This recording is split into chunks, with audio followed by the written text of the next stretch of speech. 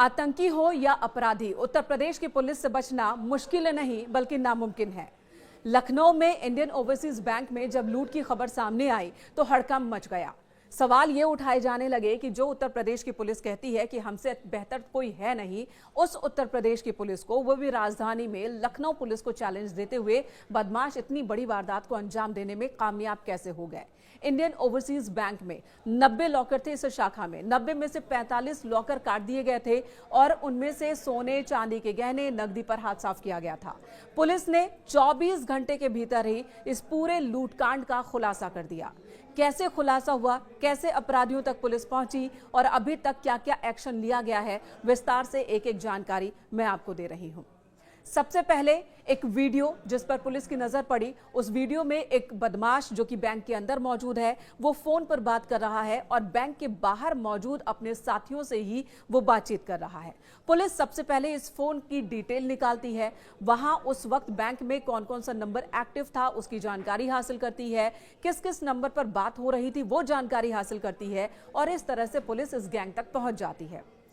जो बदमाश भागने की फिराक में थे, सोने चांदी और कैश लेकर के 24 घंटे के भीतर ही पुलिस उन्हें घेर लेती है।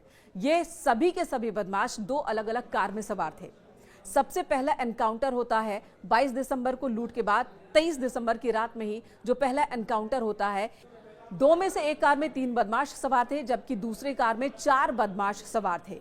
ये सभी भागने लगते हैं। पुलिस ने इन्हें घेर लिया। जिस कार में 4 लोग सवार थे वो भागने में पहली रात सफल हो जाते हैं, लेकिन जिस कार में 3 लोग सवार थे पुलिस उन्हें घेर लेती है। उस घेराबंदी से वो भाग नहीं पाते हैं। उनमें से एक के पैर में गोली लगती है। पुलिस उसे अस्पताल ले जाती है। बाकी 2 को भी गिरफ्तार करती है। इनके पास से सोने चांदी के गहने बरामद किए जाते हैं और साथ ही कैश भी बरामद किया जाता है। तो ये पहली कामयाबी 24 घंटे के अंदर ही पुलिस को मिल जाती है। इनसे पूछताछ में और भी जानकारी हासिल होती है। जो 4 लोग भागे होते हैं उनका एनकाउंटर अगली रात होता है, यानी कि 24 तारीख की रात में, और इन 4 में से भी 2 को पुलिस पकड़ने में लगभग कामयाब हो गई थी। ये जख्मी थे जब पुलिस ने इन्हें पकड़ा था, लेकिन अस्पताल ले जाने के दौरान इनकी मौत हो जाती है। एक बदमाश भाग निकला और दूसरा अभी भी लापता है, जो लखनऊ का बताया जा रहा है। अब आपको बता दूं, इस वारदात में कुल 7 बदमाश शामिल थे। 7 में से 6 बिहार के रहने वाले हैं, एक लखनऊ का ही रहने वाला है जिसने रखी की थी। इन सभी के सभी बदमाशों की मुलाकात हुई थी जालंधर के एक जेल में जहां पर ये बंद थे और वहीं पर इन्होंने प्लानिंग की थी कि लखनऊ में एक बड़ी लूट करेंगे और बिहार भाग जाएंगे, क्योंकि ये सभी के सभी बिहार के थे। बस इन्हें लखनऊ के एक साथी की जरूरत थी और वो भी जेल जा चुका था। उस साथी ने रैकी की। लखनऊ का ये ओवरसीज बैंक की शाखा जो कि लखनऊ अयोध्या हाईवे पर मौजूद है, उन्हें यहां पर वारदात को अंजाम देना बहुत आसान लगा। उन्होंने इस जगह को चुना और यहां पर वारदात को अंजाम देने में सफल भी हो गए पूरे फिल्मी अंदाज में।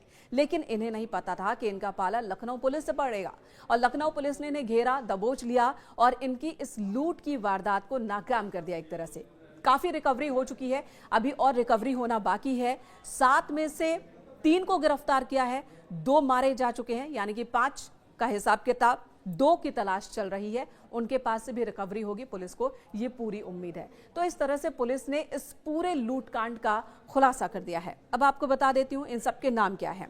गाजीपुर में जिस बदमाश का एनकाउंटर हुआ उसका नाम सनी दयाल है, जो कि गाजीपुर से बिहार भागने की फिराक में थे। अपने एक साथी के साथ बाइक पर सवार होकर गया था और बिहार और यूपी के बॉर्डर पर एनकाउंटर होता है और वहां उसके पैर में गोली लगी। पैर में गोली लगने के बाद भी इसने पुलिस टीम पर गोलीबारी जारी रखी। इसके साथी ने भी गोलीबारी जारी रखी थी। पुलिस ने फिर से जवाबी कार्रवाई की और फिर एक गोली उसके सीने में लगी, जिसकी वजह से उसकी जान गई है। जो दूसरा बदमाश है मिथुन कुमार और विपिन कुमार, इसे पकड़ने के लिए पुलिस अभी भी दबिश दे रही है। इन 2 बदमाशों को अभी तक पुलिस नहीं पकड़ पाई है। वहीं 24 घंटे के भीतर ही किस तरह से पुलिस ने इस ऑपरेशन को अंजाम दिया है, इसकी तारीफ भी हो रही है। हालांकि सवाल है कि क्या जो 2 बदमाश मारे गए उन्हें जिंदा पकड़ा जा सकता था या नहीं पकड़ा जा सका था। 3 आरोपी जो गिरफ्तार किए गए हैं उनकी उम्र 22 से 28 साल के बीच है और इनकी कार को सोमवार को सुबह ही तकरीबन 8 बजे चिन्हट के लौलाई गांव के पास रोका गया था और वहीं से पुलिस ने इनकी गिरफ्तारी की थी। एक आरोपी अरविंद कुमार 22 साल का है, उसके पैर में गोली लगी है। उसके साथ कार में मौजूद था बलराम कुमार और कैलाश बिंद, दोनों 28-28 साल के हैं और इन्हें गिरफ्तार कर लिया गया। इनके पास से 3 लाख रुपए नकद, 1889 ग्राम सोना और 1240 ग्राम चांदी बरामद किया गया है। कुल जो चोरी हुई थी वो ओवरसीज बैंक की दीवार में लगभग 2.5 फीट का छेद कर ये अंदर दाखिल हुए थे। 90 में से 42 लॉकर्स को इन्होंने काटा था, कीमती सामान लूट लिए थे। और जो बताया जा रहा है कि लखनऊ का जो शख्स जिसने रेकी की थी उसका नाम विपिन वर्मा है, जिसने बैंक के बारे में पूरी जानकारी हासिल की थी। गैंग के सदस्यों को रहने, खाने, गाड़ी, ये तमाम व्यवस्था विपिन ने की थी। उसकी भी तलाश चल रही है।